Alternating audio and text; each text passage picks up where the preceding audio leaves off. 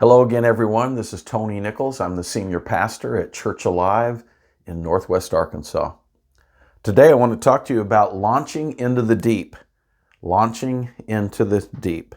Ezekiel chapter 47. I'm going to read the first 8.5 verses. I'll do it quickly.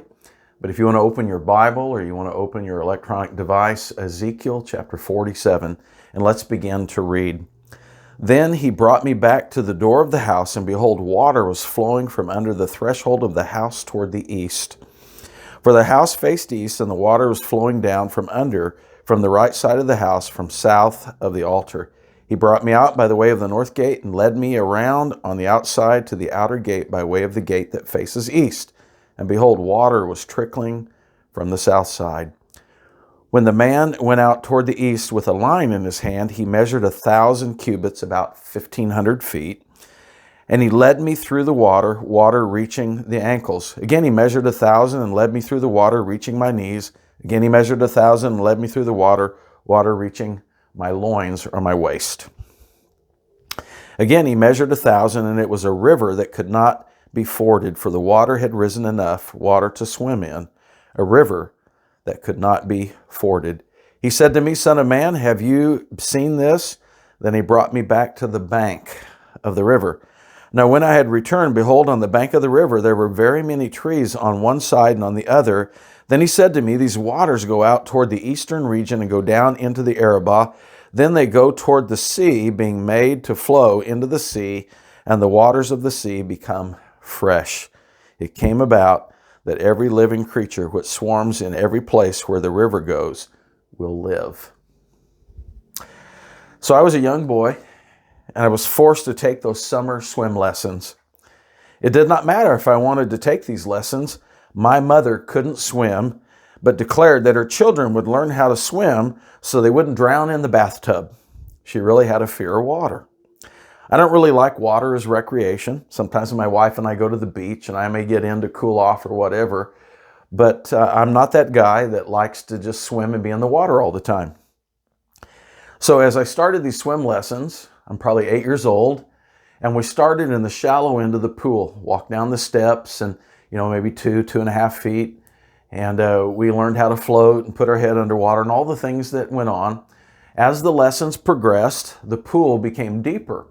And we learned how to swim a little further and then swim side to side.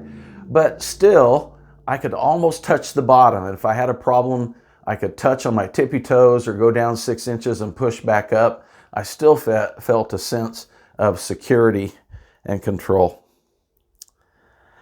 It's interesting. The final for our swimming lessons that first year is that in the deep end of the pool, 10 feet deep, we had to jump off of the low board and swim to the side, and that was our final test. I remember just having anxiety and fear and trepidation that somehow jumping off the board, I wouldn't make it to the side. It really wasn't that far. I'd swum across the side-to-side length of the pool in the shallow end. It was just the idea of launching into the deep. Well, let me give you another illustration and we'll look at this passage. When I was in college, I had to take some general education. I majored in biblical studies and was working on a major in building construction management for my initial bachelor degrees. But in one of those general education classes, I had to take an elective, and I chose gymnastics. I was playing college baseball. I thought this will help me get flexible and limber, probably not too tough. I can do this. And so when we started class, we learned some basic somersaulting techniques and how to kip up. Now I'm 65 years old, and if I tried to kip up, I'd need a chiropractor, for those of you that know what that is.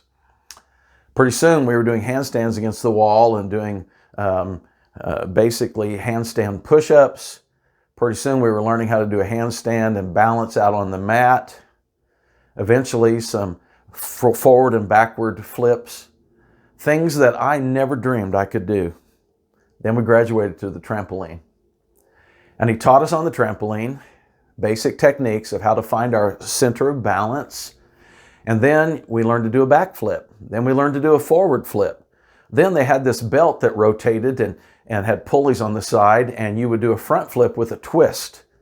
And then you took the belt off, and you had to trust what you'd learned and do a front flip with a twist. Now, all that's fine and good. If he had started the class by saying, this is what your final is going to be, I would have opted out of the class because I didn't have those abilities. The thoughts of doing those things, I would have said, that's impossible or that scares me. Now, hard to admit that as a man, but that's where I was.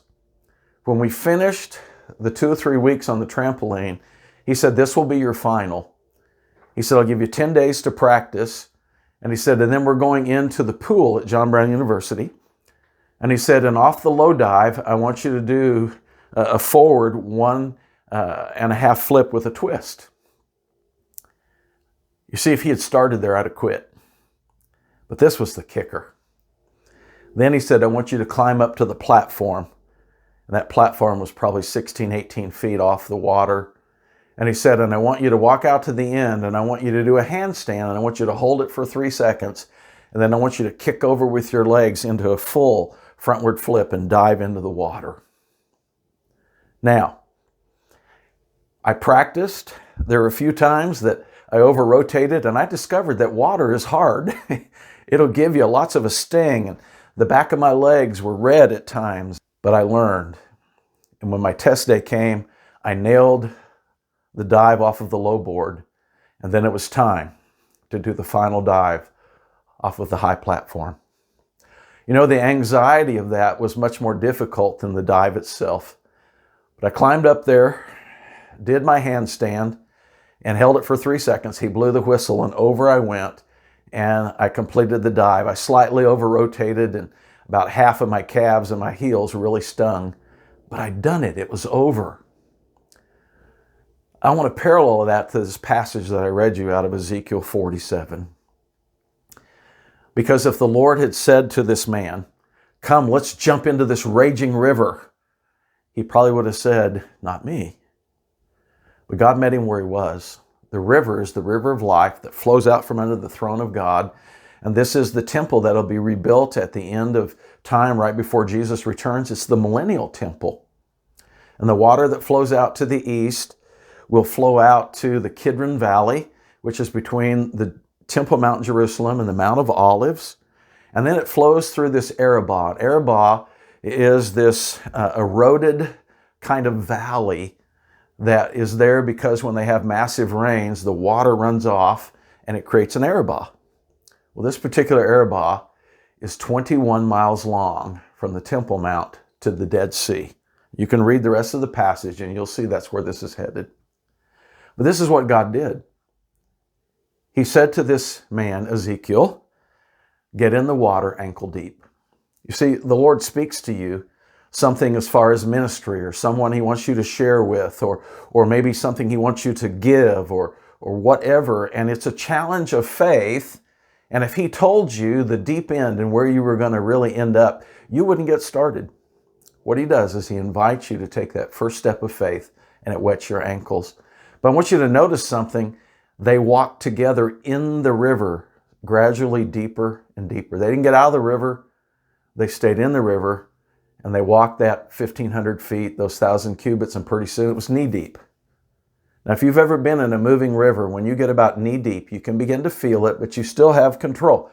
They walked another 1,000 cubits, and it's loin or waist deep. At that point, you are really working on digging your toes in and your footing, and you're leaning against the current because it begins to take authority and take control. At that point, you have a decision to make. Am I going to surrender and go with the flow, or am I going to fight this and find the bank? Many people start a work of faith. God calls them to evangelism, or God calls them to begin to disciple people, or God will call them to serve on a worship team, or maybe where you're working, the Lord's put on your heart once a week to start a prayer meeting before the week begins, or maybe a teaching time during lunch, whatever. And all he's asking you to do is get your feet wet. Our tendency is, Lord, give me the next 10 steps and I'll try to figure out if I want to do it or not. Listen, that's not how faith works, and that's not how the kingdom works. You get started with the word of the Lord, what you know and what you have, ankle deep. Then you walk with Him, and He begins to show you how to do more and how to trust and believe more, and you're knee deep, and then you're waist deep. And all of a sudden you have to figure out, am I going to go with the Lord and surrender and trust Him? I'm about to get into the river, and the river of God's grace and the river of God's power and the river of God's favor and blessing is going to take over, and it's no longer going to be my life, but it's going to be His life living through me. If you will give in to that, then that river begins to take you, and wherever you go, it brings life.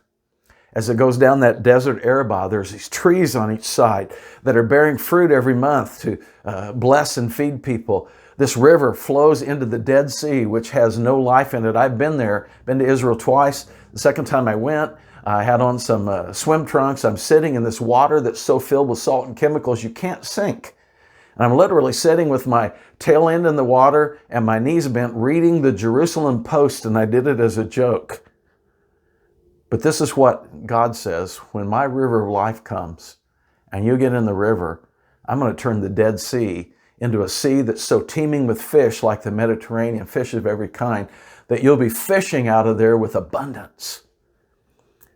You see, God has some things He wants to do in this culture and in the world we live in, but perhaps He's waiting on you.